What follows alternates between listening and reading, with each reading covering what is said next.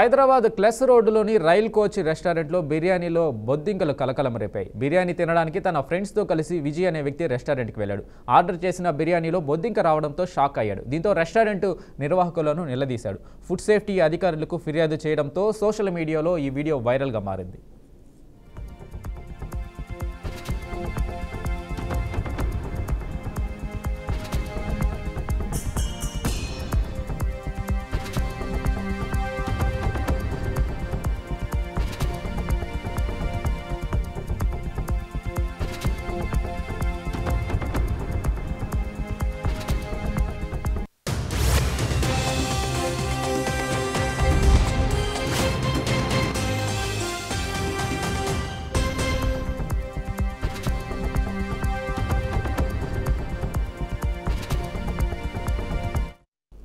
హైదరాబాద్ క్లెస్ రోడ్డులోని rail coach రెస్టారెంట్లో బిర్యానీలో బొద్దింకలు కలకలం రేపాయి.